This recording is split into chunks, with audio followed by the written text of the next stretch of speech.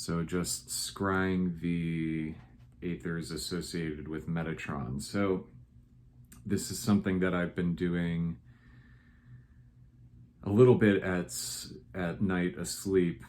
And so what I'm seeing before me is this vast set of stairs. Perhaps 1,000,000 steps, perhaps 10 million, something like that. Just very long. And the stairs are made of fire. And it's like this very long journey of the soul. And the long journey of the soul culminates in reaching this permanent toehold into heaven. So it's hard to describe, and I'm trying to take in both the energy as well as the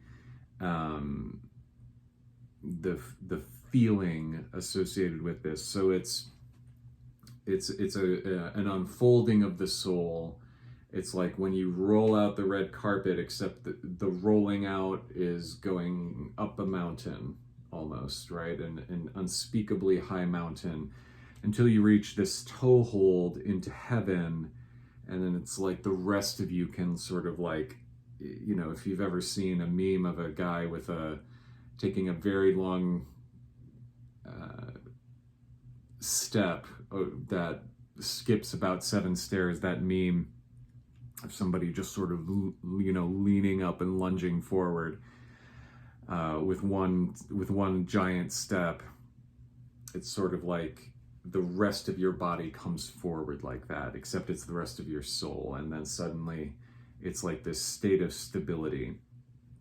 And so what of this? It's clearly an evolution of the soul. It's clearly being drawn into and upwards and receiving this permanent, you're becoming like this permanent fixture in heaven.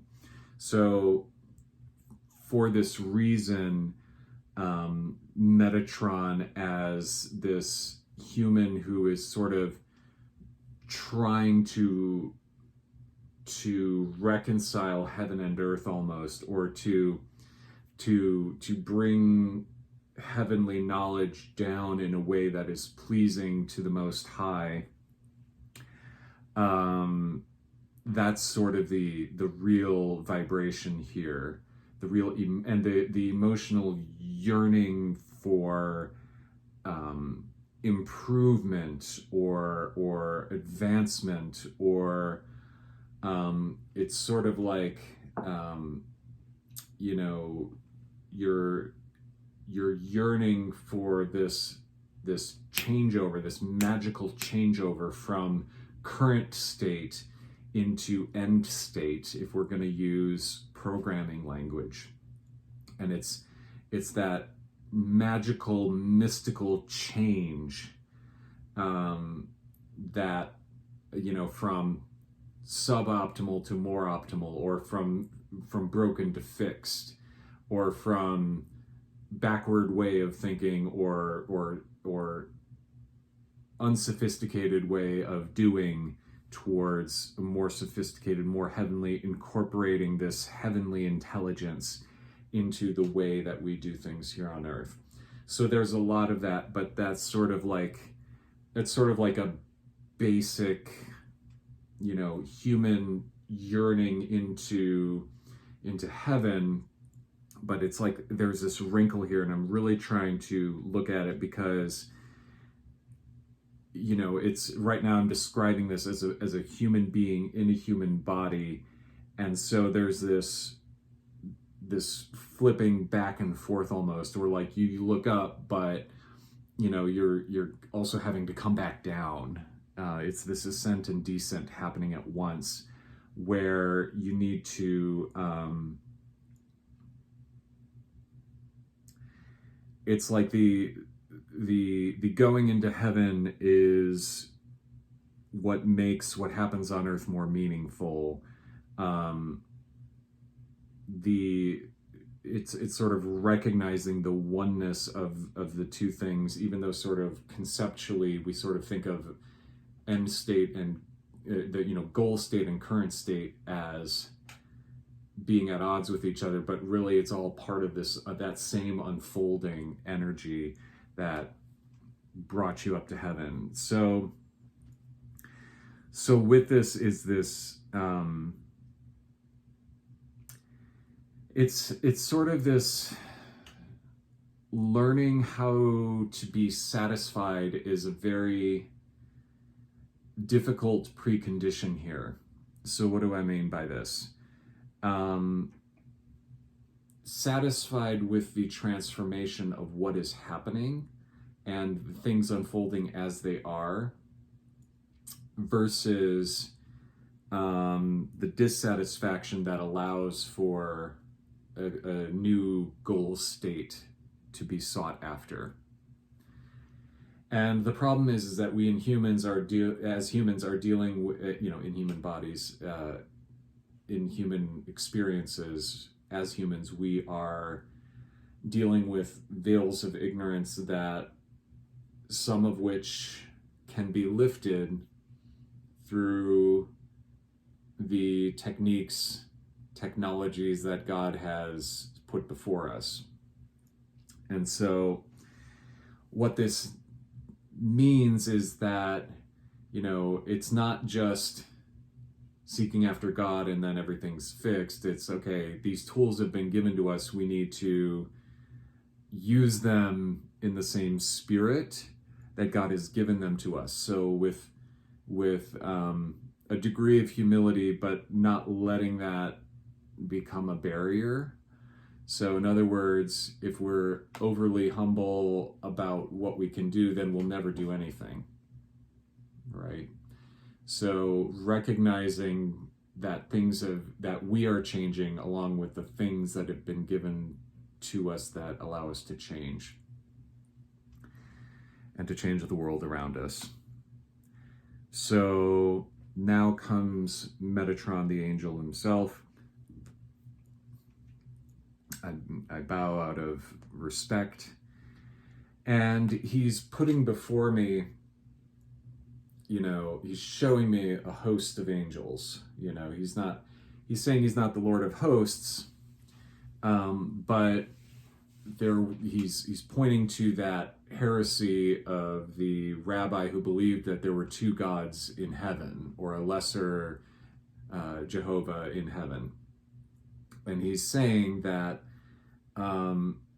Metatron is unique in that he can point you, or he can rather call forward the angel that you need, as allowed by the Most High. Like God himself is the only one who would say no to that. So bearing in mind that we have a lot of angels, right? And we have very powerful angels. But that Metatron, as needed, as dictated by the heart, can call forward an appropriate angel. And so he's saying that he will be doing this for me from now on, so that, I am, not going to be prone to being led astray, and that it will be, again, a further evolution of the heart. So I'm looking to see if there's anything else. I'm very grateful to Metatron for this, obviously. But I also don't want to miss anything. So he's mentioning a distinction between the Holy Guardian Angel and himself. Holy Guardian Angel is basically, can be an immediate intermediary between you and whoever else, right? People you talk with, other entities, so on and so forth.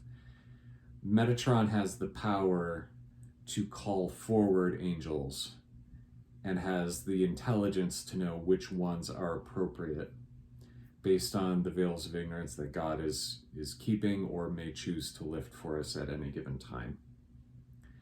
And so for this reason, he's very much associated with a lot of geometry in the sense of, okay, now here's this veil of ignorance. Here is the circling of the square, which itself is interesting because the requirement to take the square root of pi puts, it's like this irrationality on top of irrationality, much like imaginary numbers or complex numbers with real number or complex equations with complex numbers or imaginary numbers can yield real world results. So it's sort of, it's that same kind of concept where the veil sort of gets lifted, or at least you get to bypass two veils. And so that's what he's saying is like the angelic intelligence, reaching that is one, but his extra power of bringing forward the angelic intelligences that are appropriate to you in that moment are key. And that a holy guardian angel may not necessarily do that or even have the power to do that unless it's dictated by the divine. So I'm very grateful here. I'm asking if there's anything else. And he is showing that toehold into heaven is sort of becoming circular and becoming this spherical fire. So this is this fire of creation. And he's saying, it's like, this is, it could be thought of as the quintessence, but he's saying that's really for the divine. But that same immediate, that first element that comes into our awareness, that allows for creation on this earth, that's sort of what he is capable of it bringing forward and initiating. So that immediate transfer from heaven into earth. So there's a lot to think about here when it comes to this idea of a demiurge, and is that something? And he's like, he's sort of smiling and almost laughing at this idea. And again, that has to do with, do you believe this world is one of possibilities and goal and progress and change for the better? Or are you, stuck in a very, very severe mindset of disliking things? That's what he's like really at, And so if you're grateful to the divine, if you're grateful for experience, if life isn't a burden, if you're able to be satisfied, then suddenly, that whole idea goes away or becomes cute, is sort of the word I'm trying to think of another one, but quaint is not the word, cute is the word. So, okay, well, I'm very grateful, and I'm just taking a moment to take in his blessing. Yeah, and thus ends the vision.